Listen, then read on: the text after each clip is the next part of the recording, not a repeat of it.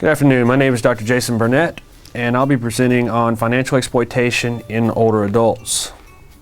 This project is funded by a grant from the Health Resources and Services Administration of the Department of Health and Human Services. The grant was initially funded in 2007 with renewed funding for 5 years beginning in 2010. And so the learning objectives of this presentation are to understand and define what financial exploitation is, the monetary and health consequences. We'll talk about the prevalence and most likely targets of financial exploitation.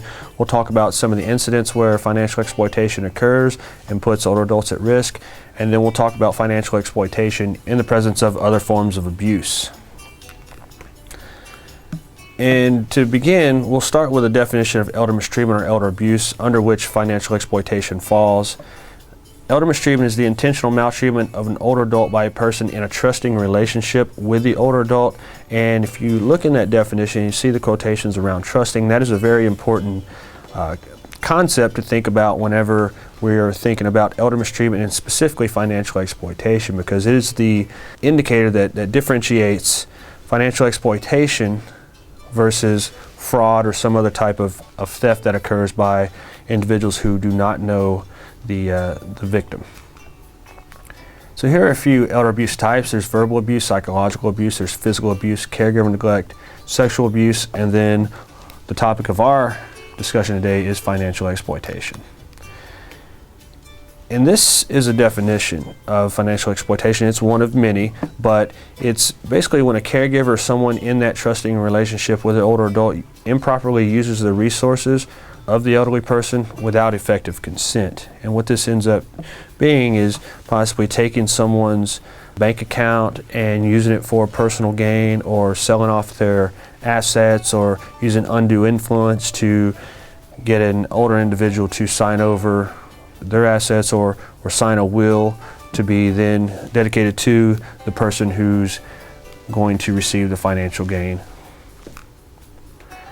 So what is the epidemiology of financial exploitation? Well, the last national prevalence study of elder abuse showed that approximately 6% of cognitively intact older adults living throughout the United States reported being financially exploited over the past year prior to the survey. And what you should consider is that these are cognitively intact older adults, and it's expected and estimated that the prevalence and incidence of financial exploitation in cognitively intact older adults is about fourfold.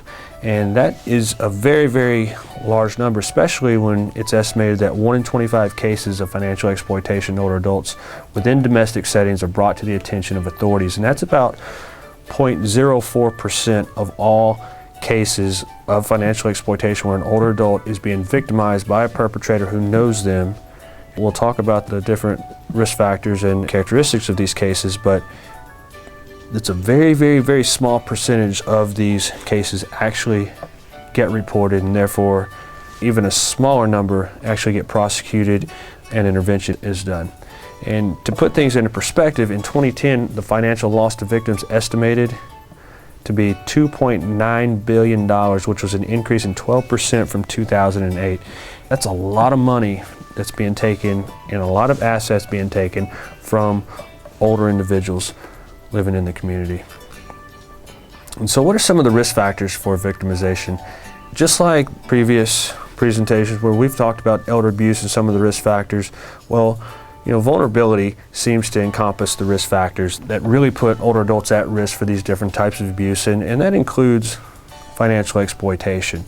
And so there's cognitive impairment, there's functional decline, there's isolation, there's depression, there's cohabitation, there's traumatic experiences, and then there's dependency. And if we really think about it, a lot of these types of risk factors actually fold into that dependency piece and cohabitation, because when an older adult has an insult or some type of functional or cognitive decline, they end up being dependent on someone to provide them with the care that they need in order to maintain a safe and independent living. And so that's why dependency is a big risk factor, and also cohabitation. But also there's isolation, because individuals who self-isolate often end up in a self-neglect situation, which is a kind of elder abuse but without a perpetrator. So it depends on which paradigm you're you're involved in as far as whether or not you lump it into elder abuse or not, but evidence has shown that individuals who live in the community, live isolated, after about 3 years of self-neglecting, they end up in a dependent situation because they've deteriorated enough to where they are now dependent, and then those individuals are at higher risk for other forms of abuse, including financial exploitation. And so who are the most likely victims? Well, the evidence suggests that females are 2 times more likely to be victims, and this is likely due to the fact that females have a longer lifespan than males, and then also in the current cohort, a lot of the females who are outliving their spouses haven't, prior to the death of their spouse weren't primary caretakers of account and different monetary activities. And then also being Caucasian, ages 80 to 89, so individuals with advanced age, people living alone, because oftentimes those who live alone are easier targets. Perpetrators will entrust themselves to the older adult and then start preying on them and taking their financial assets, and it's done in a situation where it can't be detected or is not as likely to be detected because these individuals live alone and may not get out into the community as much as other individuals. And then also those who are most likely to be victimized, as I mentioned, are those who have some level of dependence, so they're dependent on another person, and oftentimes that includes the caretaker taking on fiduciary responsibilities in this population. Now, who are the most likely perpetrators? Well, evidence suggests that males 30 to 59 make up about 60% of the perpetrations of financial exploitation in older adults, and this is what we might term the son on the couch effect. And then there's females, 30 to 49, who make up about 40% of the most likely perpetrators. Strangers make up 51%, but these individuals are usually people who, aren't family members. They're not necessarily involved, don't have a history with this older adult, but then they entrust themselves through some type of common contact with this person until that person, they're still a stranger in the sense that they've never really formed a solid relationship with the older adult, but they are now entrusted with the older adult, and therefore they become the perpetrator of the financial exploitation. Then there's family, friends, and neighbors, which make up about 34%. And then there's substance abusers and addicts that are also most likely perpetrators. So these are usually the individuals who are living in the home with the older adult, or maybe a son who has a substance abuse problem or a gambling problem or something where they're dependent on the older adult or need money from that older adult, and they end up taking it with undue influence. And so what are some of the consequences of financial exploitation? And this is a very important part of financial exploitation, because oftentimes people think, if someone takes $500 from an older adult, well, it's in the grand scheme of things not that big of a deal. Well, it is whenever people such as older adults who are often living on retirement, are often living on some sort of Social Security. Well, $500 may be a lot because they don't have opportunities to replenish that money, and people who are living on limited incomes, if they make on average $1,000 or $2,000 a month, $500 is actually quite a bit of money to take from someone, and it can lead to them not being able to afford the medications, not being able to go out and engage in social activities that they once did. They may not be able to go to the physicians, and these are all very important pieces, because we know social support is very important for the health, and also following medical recommendations, taking medications as prescribed is also very important. This may be why we see a lot of financial exploitation victims. They have higher number of hospitalizations, emergency room visits, because it could be possible that they're not able to afford these different healthcare costs. There's reduced quality of life, depression, isolation, anxiety. We see functional declines in these populations. We see that these individuals then become dependent. So when someone comes in and takes the money of an older adult, maybe they now used to be financially independent, now they're not because their money has been spent down. Now they're dependent on the perpetrator, which then leads to the potential for other forms of abuse, which we'll talk about later on in this discussion. And then it also increases the odds of mortality, because preliminary studies have shown that the odds of mortality in elder abuse victims is 2 to 3 times higher than the mortality of older adults living in the community who have not been abused. And so here's a graph which I'll explain very briefly on the mortality of elder financial exploitation, because as I mentioned, previous studies have discussed and have shown that elder abuse is a risk factor for mortality. But what occurs is people often dismiss financial exploitation as something that's not that, doesn't have that big of an impact. But we do know, as I mentioned, there are negative consequences to financial exploitation, but now there's new evidence that financial exploitation is actually leading to higher mortality rates differentially than, when compared to these other types of abuse. So in this graph, what we see is caregiver neglect, financial exploitation, there's emotional and verbal abuse, and physical abuse. And what we did is we were able to go through and plot the mortality, the 5-year mortality of these different types of abuse, people who are experiencing these individual, mutually exclusive types of abuse. And what we see is that actually financial exploitation has the second lowest survival over the 5 years, and it wasn't statistically significantly different than the caregiver neglect group, which raises very, very important issues around the detection and the ability to intervene in financial exploitation cases earlier in the history of these incidents. And so let's talk a little bit about financial exploitation types. Now, there was a recent study by Jackson and Hofmeister in 2012 that reported that there are hybrid forms of financial exploitation. So what they found in their study were that there were people who had pure financial exploitation. They only received, or they were only experiencing financial exploitation where someone was taking their money or taking their assets and using those assets for personal gain. And then there was those who were being financially exploited, but also being victimized in another way. And this has taken on a new term called polyvictimization or hybrid financial exploitation.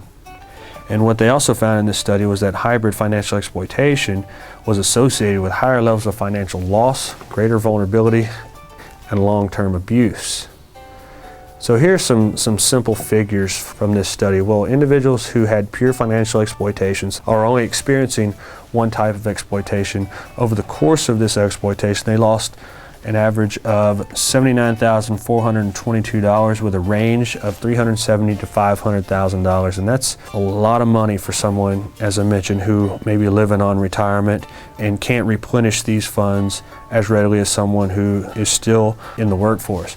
Then you have individuals who are experiencing financial exploitation plus other types, and the average loss for these individuals was actually more than double than the pure financial exploitation. These individuals experienced a loss of an average of $185,000, $574, and it's ranged from $20 to $750,000 over the course of the financial exploitation.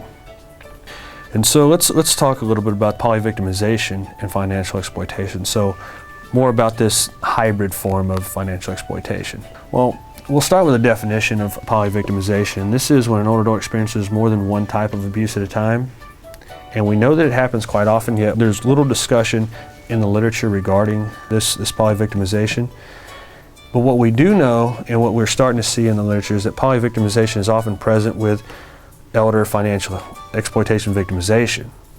And as we mentioned in the hybrid form, the financial exploitation, there were 2 times the amount of money lost for victims compared to financial exploitation only. And what we also see is that individuals who experience this polyvictimization or this hybrid financial exploitation, they were significantly more frail, so that puts them at a higher level of dependence. They lived with a relative, and they also experienced long-term abuse and neglect. So the abuse was on average, I believe, 6 to 8 years longer than individuals who were just being financially exploited. So what's to encapsulate this sort of scenario is where you have a relative, oftentimes it's a son or a daughter, who's living with the older adult, and the older adult is dependent on this person for their care, or may not be dependent at the start of the cohabitation.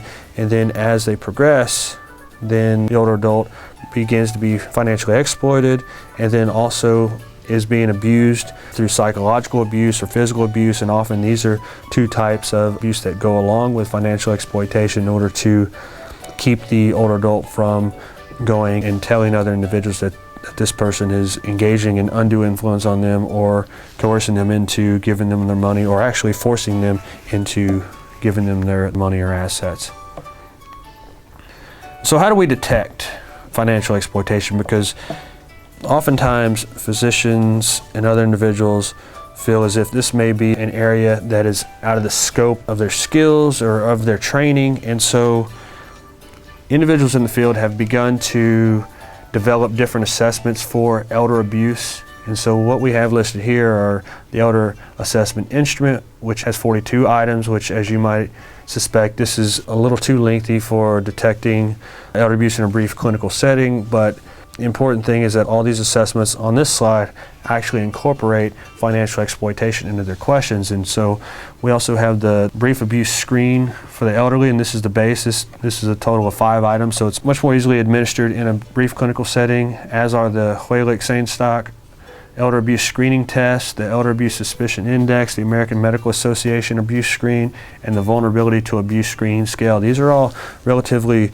short tests that include financial exploitation as a piece of the questioning. And in cases where financial exploitation may be suspected, it's important that physicians then refer this patient over to Adult Protective Services, or at least to a social worker, to do more lengthy investigations and assessments.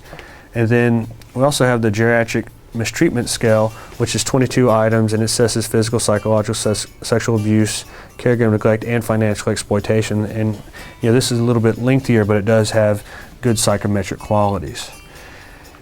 Now, if financial exploitation is expected or is suspected in an older adult that's attending a clinical visit, questions that may be indicative of this is maybe they have new living situations. So if you have a long-term history as a physician with a client and all of a sudden they undergo new living situations, it's important to discuss why those living situations have occurred, who's now the caretaker, who's this individual living with, is there any other forms of abuse going on, is there undue influence that may be occurring.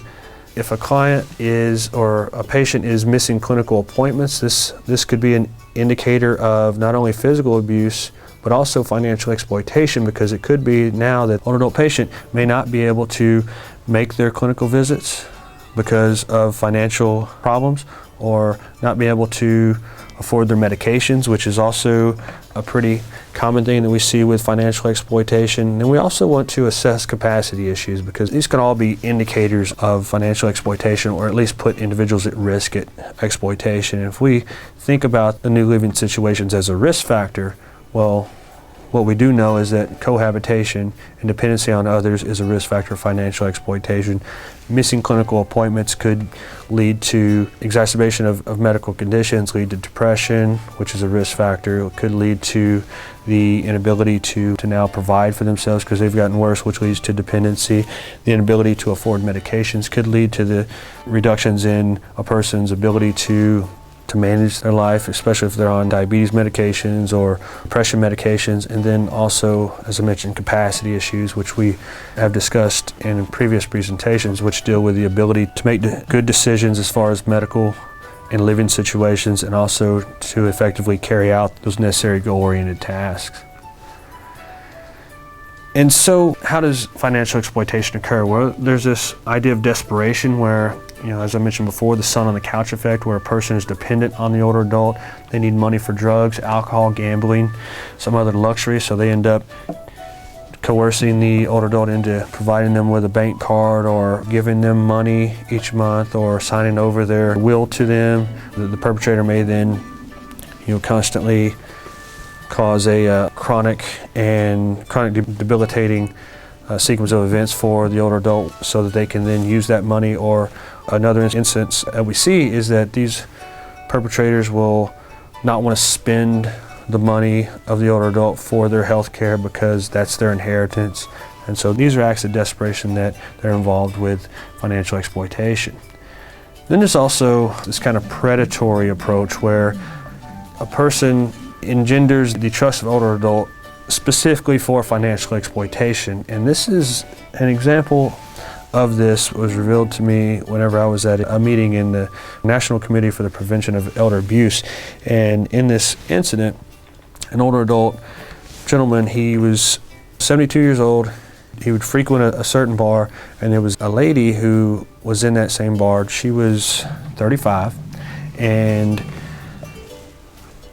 what she did is she got this individual to trust her by telling him that she liked him, she wanted to date him, she wanted to, be his friend, and so she also coerced him into moving into her home, where once he did, she got him to sign over his checks that he got every month. She put him in a basement, and in that basement she locked him there, gave him little food, little water, and also told him that if he came out, she had a wild animal that would attack him. So he was deathly afraid of coming out of there, and until the end he lived in this situation for approximately a year, and then he finally decided, I can't do this anymore, and he broke out and was freed, and then the police got involved. And now there's some other scams that aren't necessarily considered to be financial exploitation, because, as we mentioned, the definition of financial exploitation involves this entrusted relationship, and that doesn't mean that telephone fraud can't be included, but these are more likely scams. But if someone calls the older adult frequent enough and develops that relationship with them and then does telephone fraud, that's a possibility. Same thing for credit card fraud and then healthcare fraud. We see a lot of, with the new Affordable Care Act, what these fraudulent individuals, these perpetrators do is they call up these older adults and tell them that they need their Social Security number so that they can send them their new, what they consider to be Obama cards for their health care. They give them their Social Security number, then they wipe out their bank account. We also see scooters and other medical equipment frauds, where we've seen individuals who are living in a very small, crowded space with stairs on the front of their house, and they're sold a scooter for $5,000 that's billed to their insurance.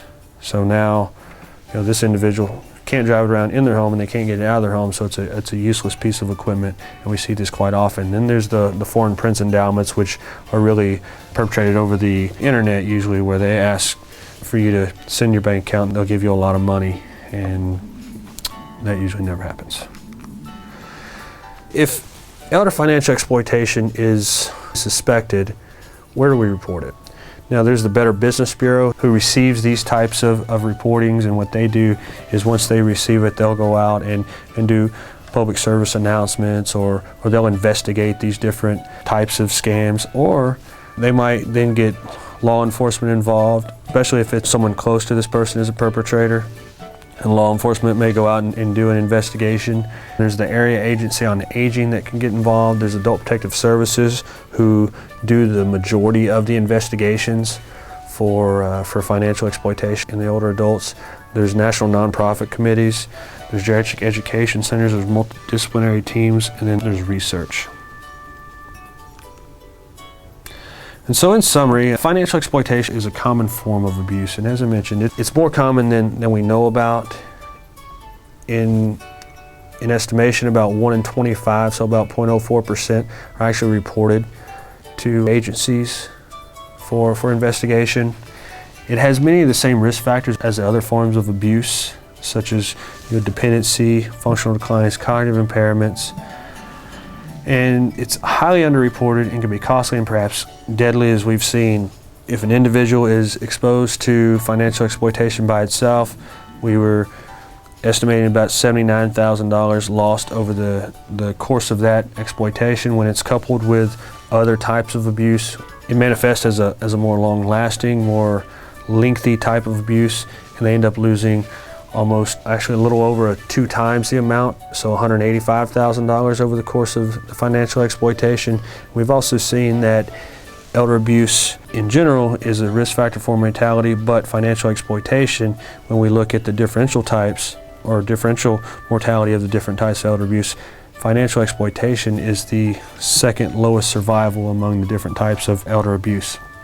And there are measures that exist to screen for financial exploitation, but additional assessments can also be informative for prevention and intervention. So if you see a change in an older adult's behavior that isn't consistent with prior behaviors, or they're starting to become more dependent, or their spending habits change, their living situations change, this may be indicative of a risk or actual financial exploitation that's going on. And so it's worth doing other assessments, such as looking at their capacity, assessing whether or not they can no longer afford their medications and what these reasons are, in order for us to be able to really determine whether or not it's financial exploitation, or it's actually these individuals just, maybe there's some other instance where they're making these decisions due to some other hardships. So it's very important that we screen for it, and then once we do screen for it, we do a further evaluation, or we report it straight to